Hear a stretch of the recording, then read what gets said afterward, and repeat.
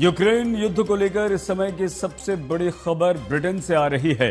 रूस यूक्रेन युद्ध के बीच ब्रिटेन की सीमा से करीब पुतिन के युद्धपोत पहुंच चुके हैं। यूरोप में रूसी युद्धपोत की मौजूदगी को लेकर ब्रिटेन ने महायुद्ध का ऐलान कर दिया है। ब्रिटेन के रक्षा मंत्री ने ऐलान किया कि रूस के विरुद्ध सैन्य कार्रवाई के लिए हमारी सेना पूरी तरह से तैयार है। रूस ने ब्रिटेन के बॉर्डर पर अपने जहाजों को भेजकर खतरे की लाल रेखा को पार कर दिया है। तो क्या अगले 48 घंटों में रूस ब्रिटेन के बीच छिड़ जाएगा महायुद्ध? ब्रिटेन और रूस में छिड़ने वाला है महायुद्ध। पुतिन ने भेजा जहाज तो ब्रिटेन की सीधी धमकी। ब्रिटेन ने रूस से महायुद्ध का ऐलान कर दिया। ब्रिटेन के युद्धपोत और लड़ाकू विमान तैयार। क्या यूक्रेन की लड़ाई अब ब्रिटेन रूस तक आई? यूरोप में रूसी युद्धपोत बढ़ा, आगे महायुद्ध खड़ा। पहले रूस के लड़ाकू विमानों ने कई बार नाटो मुल्कों की एयर स्पेस का उल्लंघन किया। एक बार नहीं बल्कि कई बार अपने ड्रोन और लड़ाकू विमानों को नाटो की सीमा के अंदर भेजा। लेकिन अब पुतिन ने वो कर दिया जिसके बारे में कभी अमेरिका और नाटो ने नहीं सोचा था। रूस बॉर्डर के करीब जिस वक्त नाटो की सेना युद्ध अभ्यास कर रही थी, उसी दौरान पुतिन ने अपना जासूसी जहाज ब्रिटेन की सीमा के करीब भेज दिया। पुतिन ने नाटो और अमेरिका को बता दिया कि उनकी सेना अब आर पार की लड़ाई के लिए तैयार है। ब्रिटेन बॉर्डर के करीब रूस के जासूसी जहाज की मौजूदगी से पूरे यूरोप में हड़कंप मच गया। ब्रिटेन ने रूस को अंजाम भुगतने की धमकी दी है।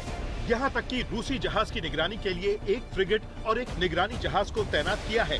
मतलब यही है कि नाटो और अमेरिका के नहले पर पुतिन ने अपना युद्ध वाला दहला चल दिया। अमेरिका, फ्रांस, ब्रिटेन और जर्मनी के तमाम हथकंडे पुतिन को रोकने में नाकाम रहे। न पुतिन झुके और न ही युद्ध विराम के लिए तैयार हुए। उल्टा अमेरिका और नाटो की तरफ से बनाए जा रहे दबाव का जवाब बारूदी अंदाज में दिया। एक तरफ यूक्रेन पर विनाशकारी मिसाइलों की रफ्तार बढ़ा दी, दूसरी तरफ रूसी नौसेना का जहाज ब्रिटेन के बॉर्डर तक पहुंच गया। पुतिन के बारूदी इरादे एकदम स्पष्ट हैं। अब युद्ध विराम नहीं, महायुद्ध की तैयारी है। पुतिन के नए एक्शन से पूरे यूरोप में हड़कंप मच गया है। ब्रिटेन के रक्षा मंत्री जॉन हेली ने पुतिन को युद्ध की सीधी धमकी दे डाली। ये पहली बार है जब रूस और ब्रिटेन आमने सामने हैं। ब्रिटेन ने खुल्लम खुल्ला सैन्य कार्रवाई की चेतावनी रूस को दी है, क्योंकि ब्रिटेन को पता है कि उनके बॉर्डर तक रूसी नौसेना का जहाज अब पहुंच चुका है। खतरा दरवाजे पर दस्तक दे चुका है।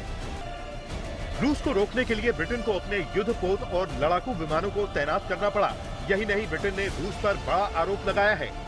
रूस लगातार यूरोप को ड्रोन से निशाना बना रहा है। नाटो एयर स्पेस में रूसी घुसपैठ के मामले बढ़ रहे हैं। ब्रिटेन के डिफेंस सिस्टम पर 90,000 साइबर अटैक हुए। रूसी खतरा अब यूरोप की तरफ तेजी से बढ़ रहा है। आज ब्रिटेन को लगता है कि पुतिन की सेना से युद्ध का वक्त आ गया है।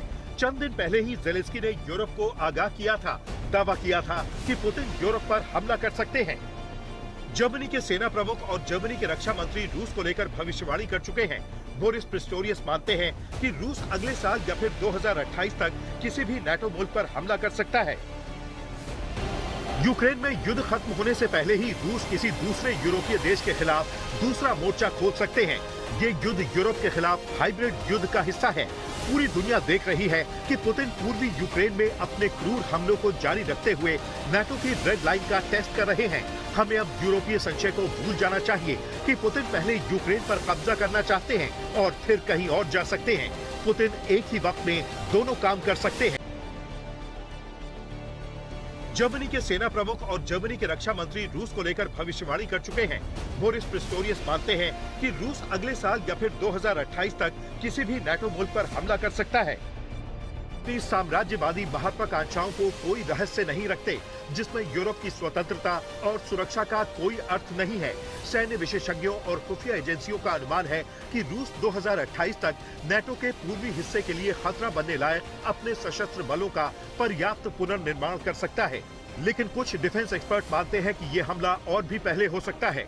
नाटो पारंपरिक युद्ध और परमाणु युद्ध दोनों ही रूपों में अपनी रक्षा करने में पूरी तरह सक्षम है। फिर भी तात्कालिकता स्पष्ट है, हमें अपनी सेनाओं को और भी बेहतर ढंग से तैयार करना होगा। जर्मनी भी यही मानता है कि पुतिन अब यूक्रेन तक नहीं रुकेंगे। पुतिन की अगली मंजिल यूरोप यानी नाटो मुल्क है, लेकिन रूस ऐसे दावों को खारिज कर रहा है। रूस नाटो के साथ संघर्ष नहीं चाहता है।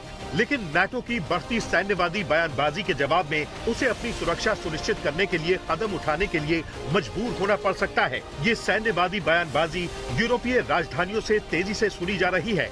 ऐसे बयानों से स्थिति में सुधार नहीं होता और इससे सिर्फ तनाव बढ़ता है। एक तरफ नाटो मुल्क चीख चीख कर पुतिन के खिलाफ सैन्य कार्रवाई की बात कह रहे हैं, लेकिन नाटो एयर स्पेस के उल्लंघन और ब्रिटेन के जल क्षेत्र में रूसी जहाज की घुसपैठ के बाद भी अमेरिकी राष्ट्रपति रूस के साथ तनाव और टकराव नहीं चाहते हैं। उल्टा पर्दे के पीछे रूस को युद्ध विराम के लिए मनाना चाहते हैं, वो भी पुतिन की शर्तों पर। तो क्या पुतिन के परमाणु प्लान से अमेरिकी राष्ट्रपति को यू टर्न लेना पड़ा? पुतिन का एटमी दांव ट्रंप के फूले हाथ पांव। अमेरिकी सीक्रेट रिपोर्ट में पुतिन का वॉर प्लान।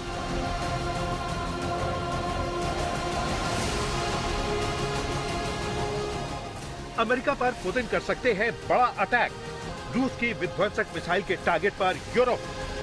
पुतिन के ऑपरेशन यूरोप से डरे डोनाल्ड ट्रंप। एक रिपोर्ट के मुताबिक पुतिन के एटमी हथियारों के परीक्षण के बाद अब ट्रंप किसी भी तरह से यूक्रेन युद्ध में नहीं कूदना चाहते।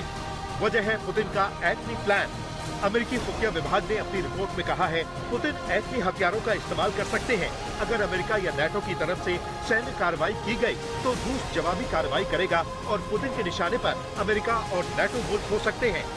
रूस अपनी विध्वंसक मिसाइलों का इस्तेमाल कर सकता है। यही नहीं, युद्ध के दौरान अगर हालात रूस के विपरीत हुए तो पुतिन एटमी मिसाइल का भी इस्तेमाल कर सकते हैं। ऐसे में खुफिया रिपोर्ट मिलने के बाद ट्रंप रूस के साथ टकराव नहीं चाहते। ट्रंप चाहते हैं कि बातचीत की टेबल पर युद्ध विराम का रास्ता निकले। इसके लिए 28 पॉइंट का रोड मैप तैयार किया गया है। अब देखना यही होगा कि ट्रंप के 28 पॉइंट वाले प्लान को पुतिन हरी झंडी दिखाते हैं या फिर महायुद्ध की तरफ आगे बढ़ते हैं। आज तक ब्यूरो।